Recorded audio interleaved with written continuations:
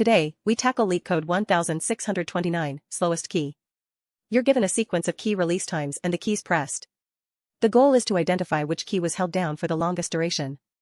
What's the most efficient way to pinpoint that single, slowest key? The input consists of two arrays, release times and keys pressed. Release times contain strictly increasing timestamps when each key was released. Keys pressed contains the actual characters. We need to find the key that had the maximum press duration.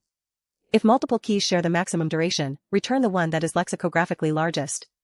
Remember, the duration for the first key is its release time, and subsequent keys are the difference between their release time and the previous key's release time. A straightforward but less efficient approach involves two passes. First, iterate through the arrays to calculate and store all key durations in a new array.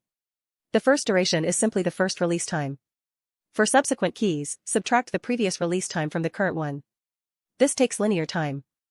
Second, iterate through this new durations array to find the maximum duration.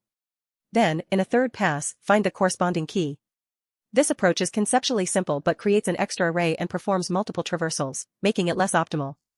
It uses big O of n time and big O of n space for the durations array. The key insight for optimization is that we don't need to store all durations. We can track the maximum duration and the corresponding key as we compute each duration. Initialize our maximum duration with the first key's duration, which is simply the first element of release times, and store the first key pressed. Then, we iterate from the second key onwards. For each key, calculate its duration by subtracting the previous release time from the current one. Compare this new duration with our current maximum. If the new duration is strictly greater, update both the maximum duration and the result key. If the new duration is equal to the current maximum, we apply the tie-breaking rule, update the result key only if the current key character is lexicographically greater than our current result key. This allows us to process everything in a single pass.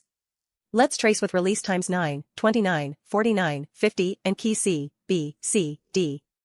Initially, max duration is 9, and result is C. For the second key, at index 1, duration is 29 minus 9, which is 20. Since 20 is greater than 9, max duration becomes 20 and result becomes B. Moving to index 2, duration is 49 minus 29, which is also 20. This duration equals max duration. We check the tiebreaker, C is greater than B, so result updates to C. Finally, at index 3, duration is 50 minus 49, which is 1. 1 is not greater than 20. So max duration remains 20 and result remains C.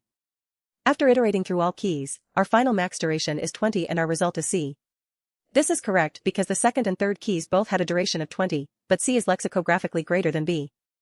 You'll spot this pattern when you need to find a maximum or minimum value in an array based on some derived property, and you also need to track an associated element. The key signal is that each element's property can be computed with only local information, like the previous element, allowing for a single pass. This optimized approach achieves a time complexity of big O of n because we iterate through the arrays once. The space complexity is big O of 1, constant time as we only use a few constant variables. This one-pass array processing technique is fundamental. Try the next problem using the same pattern. Don't forget to like and subscribe for more efficient DSA solutions.